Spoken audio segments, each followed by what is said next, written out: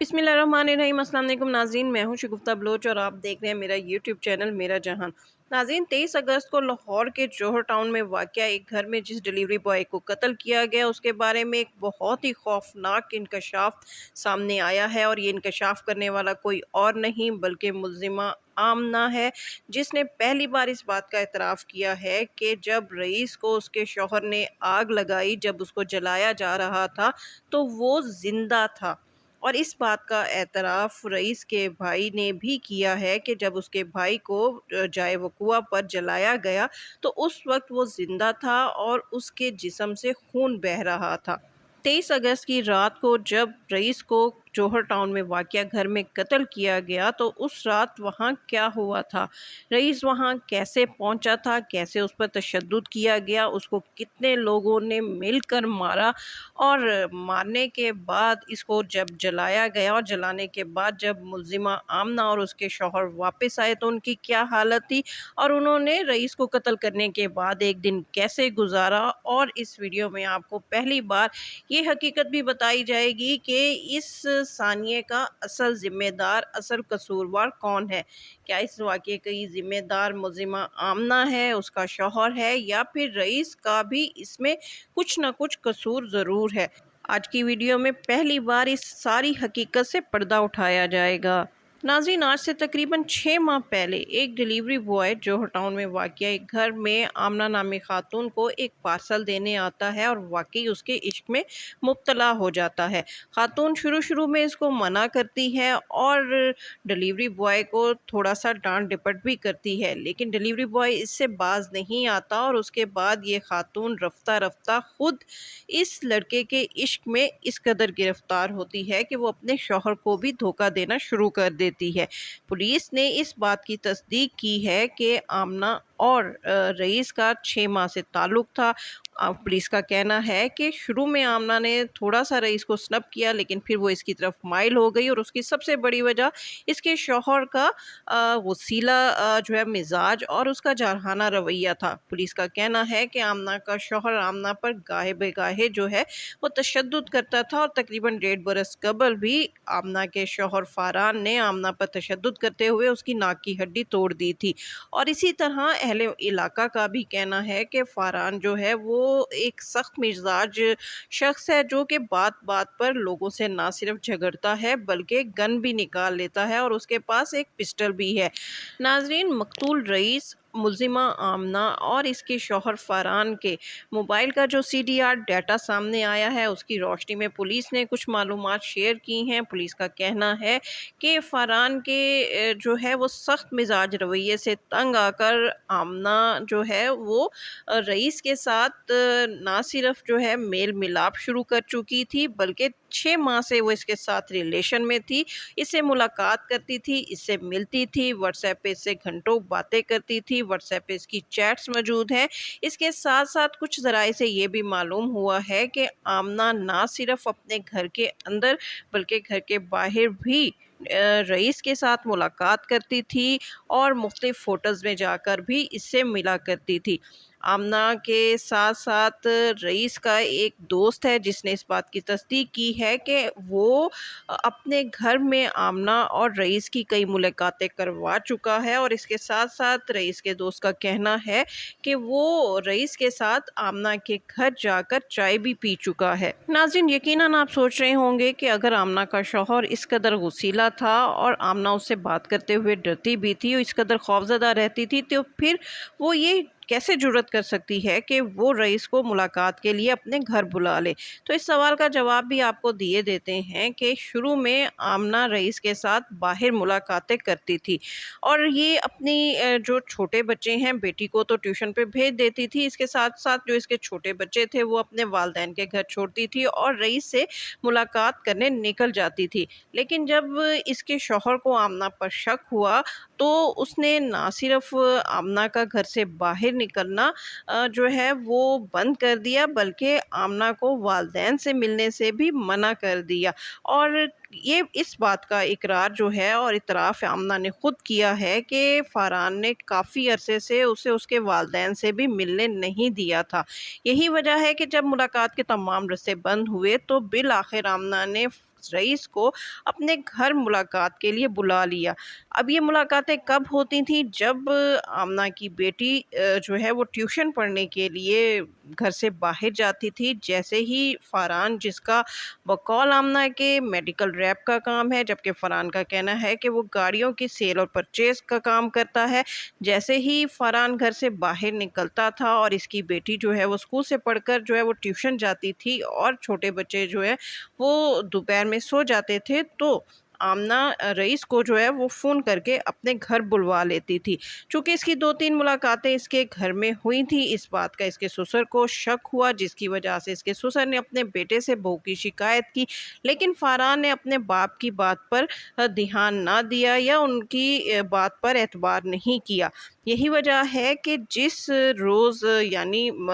कत्ल से 1 हफ़्ता कबल जब रईस आमना से मिलने के लिए इसके घर आया, और पुलिस का कहना है कि दोनों के मोबाइल के CDR डाटा से ये बात साबित हो चुकी है कि आमना ने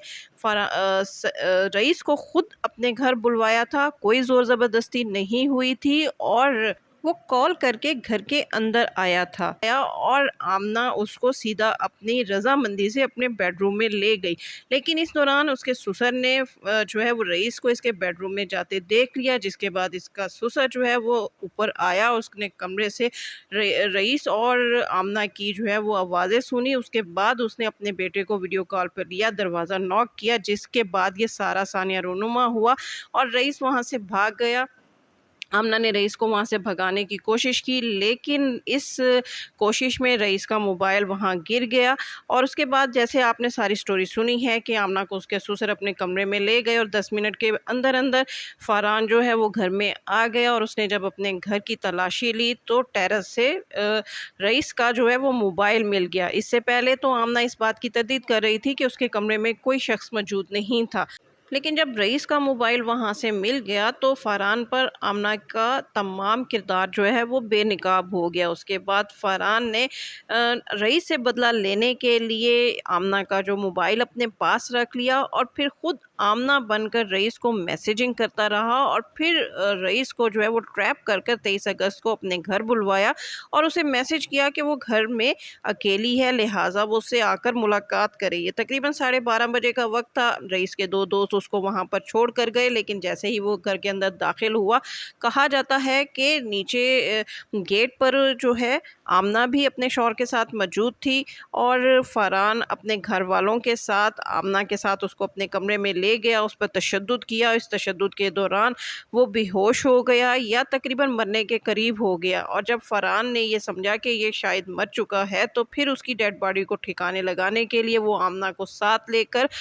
मांगा मंडी के इलाके में गया, और आमना के सामने उसने रईस को पेट्रोल छिड़क कर आग लगाई। और इसी मौके के हवाले से आमना ने सबसे बड़ा इंकशाफ किया है कि जब फरहान ने रईस को पेट्रोल छिड़क कर आग लगाई तो वो ऊपर की जानिब उछला, यानी इसका मतलब ये कि वो ज़िंदा था, इस वजह से वो ऊपर की जानिब उछला, और उसके बाद वो उसकी जो बॉडी आग के शोलों में लिपटी हुई थी वो फरहान की जानिब दौड़ने लगी, यानी आग के जो शोले हैं वो फरहान की जानिब लपकने लगे, जिससे खौफजदा होकर फरहान वहाँ से दौड़ा और गाड़ी में आकर बैठ गया।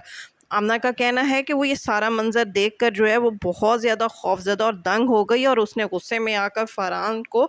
झिंझोड़ा कि अल्लाह के बंदे, तुमने ये क्या जुल्म कर दिया। उसके बाद फरहान और आमना दोनों रईस को ज़िंदा आग के शोलों में जलता छोड़कर अपने घर की जानिब रवां दवां हो गए। जब ये घर पहुँचे तो फजर का टाइम था। आमना का कहना है कि मैं अपने शौहर से बहुत ज़्यादा खौफज़दा हो चुकी थी और मुझे डर था कि कहीं अब ये रईस के बाद मुझे भी ना मार दे। यही वजह है कि मैंने वज़ू किया और जाए नमाज पर खड़ी हो गई, लेकिन मुझसे खौफ के मारे सजदा नहीं हो रहा था कि मैं अपने खुदा को क्या जवाब दूंगी कि मेरी गलती की वजह से एक शख्स इस कदर बेदर्दी के साथ मारा गया। आमना का कहना है कि वो तकरीबन 1.5 घंटे तक जाए नमाज पर खड़ी रही, और उसके बाद इसके शौहर ने उसको कूल डाउन किया, और अगले रोज़ ये दोनों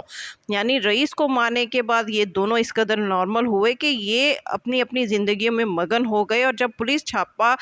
मार कर रईस की तलाश में इनके घर पहुंची थी तो उस वक्त ये दोनों जो है वो होटल में खाना खाने गए हुए थे, ये होटलिंग कर रहे थे। اب پولیس ان ملزمان تک کیسے پہنچی اس کے بارے میں بھی آپ کو بتا دیں کہ صبح 15 پر ایک کال وصول ہوئی جس میں کہا گیا کہ مانگا منڈی میں ایک شخص کی جلی ہوئی لاش ملی ہے۔ پولیس وہ لاش وہاں سے اٹھا کر سد خانے میں لے آئی اور اس کے بعد انہیں لاہور کے ایک تھانے سے اطلاع ملی کہ ایک بندہ مسنگ ہے۔ اس کے اہل خانہ جب وہاں پر تھانے آئے، انہوں نے رپورٹ درج کروائی تو ان کے اہل خانہ کو بتایا گیا کہ آپ جا کر سد خانے میں ایک شخص کی لاش ملی ہے، اسے شناخت کر لیں، کہیں وہ آپ کے بھائی کی نہ ہو۔ جب رئیس کے گھر والے جو ہے وہ سرد خانے گئے تو انہوں نے وہاں سے لاش کی شناخت کی اور اس کے بعد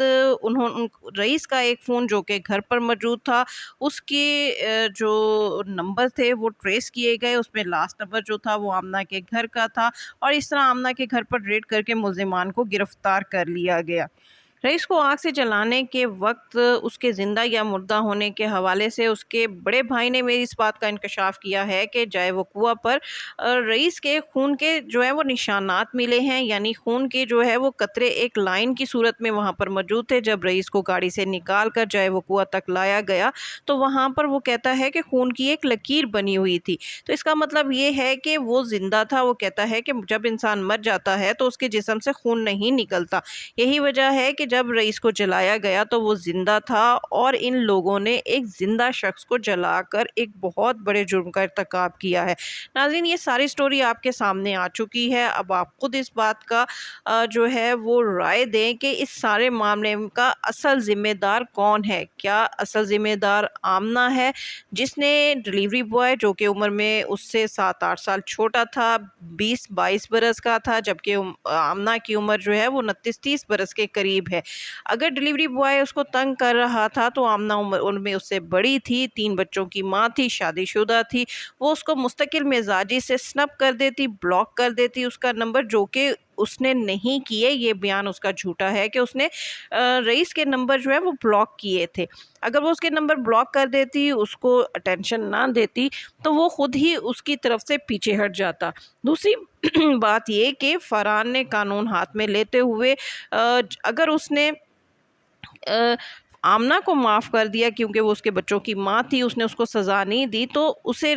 چاہیے تھا کہ وہ رئیس کو بھی قانون کے حوالے کرتا یا اس کے والدین سے اس کی شکایت کرتا۔ دوسری بات یہ کہ رئیس کا بھی اس میں کچھ نہ کچھ قصور ضرور ہے کہ اس نے شادی شدہ خاتون کے گھر جا کر اسے میل ملاقات کا سلسلہ شروع کیا۔ جب آپ اس قسم کے خطرناک معاملات میں قدم رکھتے ہیں تو ان کا انجام برا ہی ہوتا ہے۔ اس کے ساتھ ہی شگفتہ بلوچ کو اجازت دیجیے۔ ویڈیو پسند آئے تو اس کو لائک کیجیے، شیئر کیجیے اور میرا چینل لازمی سبسکرائب کیجیے۔